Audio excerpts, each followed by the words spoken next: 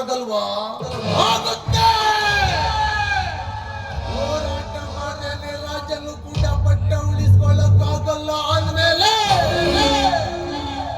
ಈ ರಂಗ ಯಾಕೆ ಯಾಕೆ ಬಂಡವಾಳು ಬದುಕಬೇಕು ಅಂತ ದುಡ್ಡು ದುಡ್ಡು ದುಡ್ಡು ಮಾಡ್ಬೇಕಂತ ಫೀಲ್ಡಿಗೆ ಇಳಿದದ್ದೇ ಇಳಿದಿದ್ದ ಈ ರಂಗ ರೌಡಿ ರಂಗ ಬಿಟ್ಟ.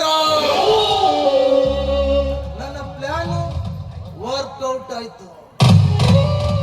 ಹಣದ ಮೇಲೆ ಹಣ, ಡೀಲ್ ಮೇಲ್ ಡೀಲ್. ಈ ರೌಡಿ ರಂಗ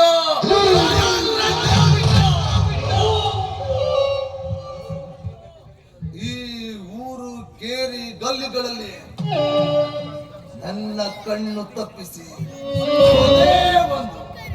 ಒಂದೇ ಒಂದು ಹುಲ್ಲು ಕಡ್ಡಿನೂ ಕದ್ದೋಕ್ಕಾಗಲ್ಲ.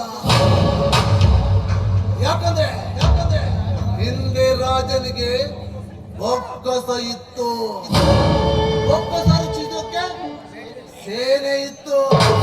ಆದ್ರೆ ನಂಗೆ ನನ್ನ ಬುದ್ಧಿನೇ ಬೊಕ್ಕಸ, ನನ್ನ ಶಕ್ತಿನೇ ಅಸ್ತ್ರ.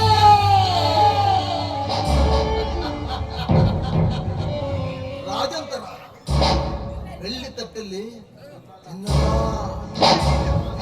ಸಿಂಹಾಸನದ ಮೇಲೆ ಕುಂತು ಆಳ್ವಿಕೆನೂ ಮಾಡಲ್ಲ.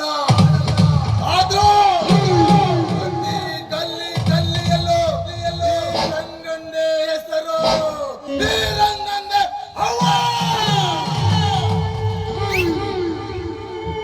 ಈ ರಂಗ ಕೆದರಿದ ಹೊರಟಾದ ಗಡ್ಡ.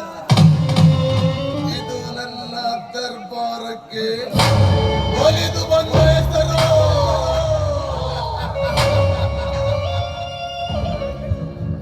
ಸುತ್ತಮುತ್ತಲಿನ ಕತ್ತಲು ಪ್ರದೇಶದಲ್ಲೂ ನನ್ನದೇ ಆದ ಒಂದು ಸಾಮ್ರಾಜ್ಯ ಇದೆ. ನಾನು ಒಂದು ಸೀಳೆ ಹಾಕಿದ್ರೆ ಇಡೀ ಸೇನೆನೇ ಬರುತ್ತೆ.